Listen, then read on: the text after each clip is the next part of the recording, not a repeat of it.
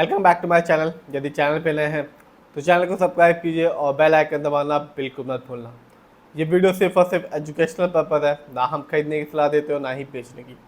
आज हम बात करने वाले हैं 31 जुलाई 2025 के कुछ टॉप गेनर स्टॉक के बारे में जिन्होंने आज के दिन अपने शेयर होल्डर्स को 20% का रिटर्न निकाल के दिया।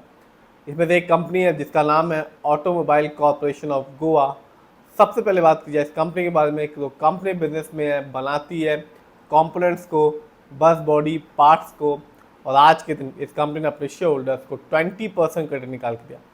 बात की जाए इस कंपनी की शेयर प्राइस की तो आज के दिन इस कंपनी का शेयर प्राइस है 2166 रुपीज़ 35 पैसे, और आज 20% का एक अच्छा खासा रिटर्न निकाल के दिया, जिसकी वजह से इस कंपनी के शेयर पे अपर सर्किट लगा।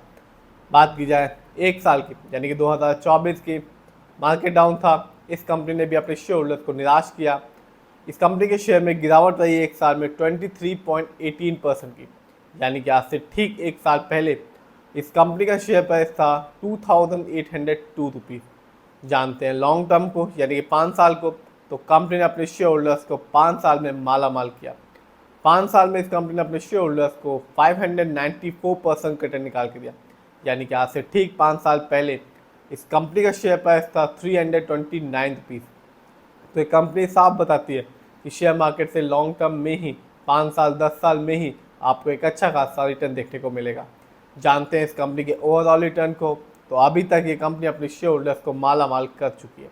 इस कंपनी ने अपने शेयर होल्डर्स को 10,181% का रिटर्न निकाल के दिया, यानी कि 2002 में इस कंपनी का शेयर प्राइस था सिर्फ और सिर्फ 14 रुपीज़ 68 पैसे, जो आज के दिन यदि आप खरीदने जाते हैं तो आपको मिलेगा 2166 रुपीज़ का।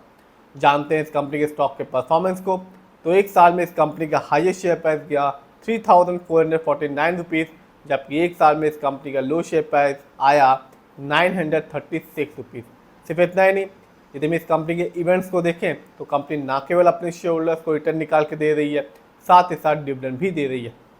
इस कंपनी ने अपने शेयर होल्डर्स को इस साल अभी तक 2 बार डिविडेंड दिया, एक बार 5 रुपये का डिविडेंड दिया और एक बार 20 रुपये का डिविडेंड दिया। तो टोटल डिविडेंड अभी तक ये कंपनी अपने शेयर होल्डर्स को दे चुकी है 25 रुपये का। तो एक अच्छा खासा डिविडेंड है 25 रुपये का। ये कंपनी लॉन्ग टर्म में रिटर्न तो दे ही रही है, एक अच्छा खासा डिविडेंड भी दे रही है।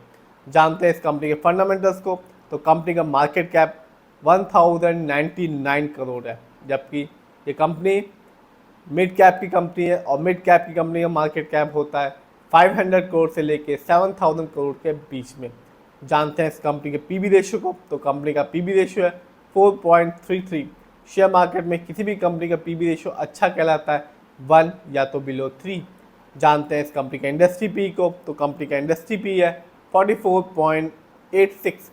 शेयर मार्केट में किसी भी कंपनी का इंडस्ट्री पी अच्छा कहलाता है 20 से लेकर 25 के बीच में। इंडस्ट्री पी से ये पता चलता है जो कंपनी के स्टॉक है मार्केट में चीप है या एक्सपेंसिव है। जानते हैं इस कंपनी के डेब्ट टू इक्विटी को यानी कि लोन कर्ज को, तो वो है 0.34। कह सकते हैं ना के बराबर लोन कर्ज है इस कंपनी पे।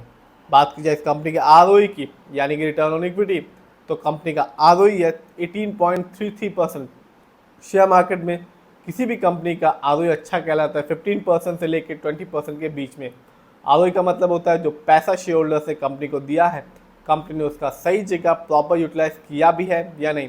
जब भी किसी कंपनी का आरओई हाई होता है, पॉजिटिव होता है, तो साफ बताता है कि कंपनी ने हमारे पैसे को सही जगह ढंग से इस्तेमाल किया है, जिससे लॉन्ग टर्म में एक अच्छा खासा रिटर्न देखने को मिलता है। और जब भी किसी कंपनी का आरओई कम होता है, नेगेटिव होता है, तो साफ बताता है कि कंपनी ने हमारे पैसे को सही जगह ढंग से इस्तेमाल नहीं किया, जिससे लॉन्ग टर्म में रिटर्न पाने की संभावना बहुत ही कम हो जाती है।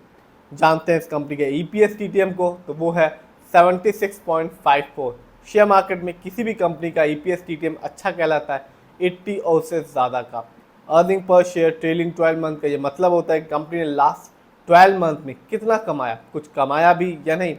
जानते हैं इस कंपनी के डिविडेंड यील्ड को, तो वो है 1.39%। शेयर मार्केट में किसी भी कंपनी का डिविडेंड यील्ड अच्छा कहलाता है 2% से लेकर 6% के बीच में।